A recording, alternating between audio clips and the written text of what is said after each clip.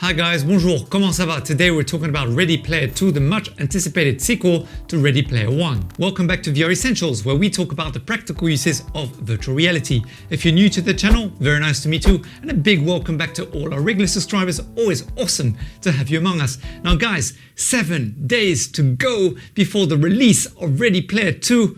Whew, I'm very excited because Ernest Cline is most probably one of the most influential authors in the world of virtual reality today. Cline was born and raised in Ashland, Ohio, and before he began to write novels, he actually started off by writing poetry. And of course, when he first started to write Ready Player 1, he probably didn't realize how much of an impact it was really going to have on the world. By the way, if you want to be one of the first to be notified when we upload a cool new video, make sure to hit the notification bell after you smash the subscribe button. In case you're not familiar, Ready Player 1 basically takes place in 2045, where the world is on the brink of chaos and everybody tries to take refuge within a virtual reality world that's been created by an eccentric creator called James Halliday. Now, the reason why this book has made so much noise within our culture is not necessarily just because it's well written and the characters are very familiar to us, but it's also because it describes a world in which we really do believe perhaps virtual reality could be someday. The virtual reality of James Halliday, or Ernest Cline in this case,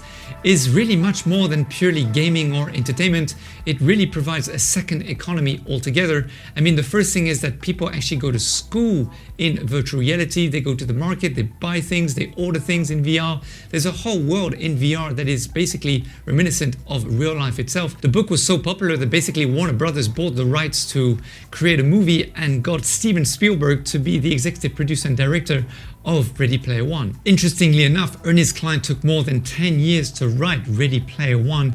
He actually lived in a trailer park and also spent some time in the laundry room within that trailer park. So some of the scenes that are reminiscent within the movie are actually what has happened in his real life. Now, although he did set the bar quite high in his book in terms of where virtual reality is today, he did admit in an interview that when he watched a movie in big screen with all his friends that was scattered all over the world, it felt as real as it could be. Now, I've been trying to find as much information as possible about what's going to be inside of the Ready Player 2 book. So here's what we know so far. By the way, you may want to go and check out some other cool videos that I uploaded pretty recently. One of them is about the Apple leaks and the new AR VR headset, and then also about the HP software update and where to get the best prescription lenses for the Oculus Quest 2 and the Valve Index. Now, Ernest Cline did admit that it was a little tough to write the sequel because, of course, when he was writing the first one, no one really knew him, so there were no expectations.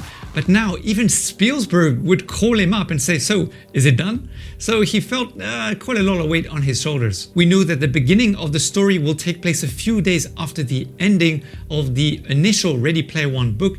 However, there's going to be apparently a gap fast forwarding us to the future where there's going to be a huge expanse both in terms of the characters, the pop culture, and also the technology. We also know that James Halliday's avatar in the OS is called Anorak, which was modeled or inspired by the Wizard of Oz, may also make a reappearance in the story. We also know that Ernest Cline wrote the first draft of Ready Player 2 while Steven Spielberg was shooting the movie of Ready Player 1. We also know that all our favorite characters are going to make a reappearance inside of the sequel as well, including the protagonist Wade Owen Watts, Ogden known as the Great and Powerful Og, H, Artemis, Daito, Shoto. However, it's very unclear whether Nolan Sorrento, aka IOI, the head of operations at Innovative Online Industries, will make a reappearance because, of course, we all know what happened at the end of the book, right?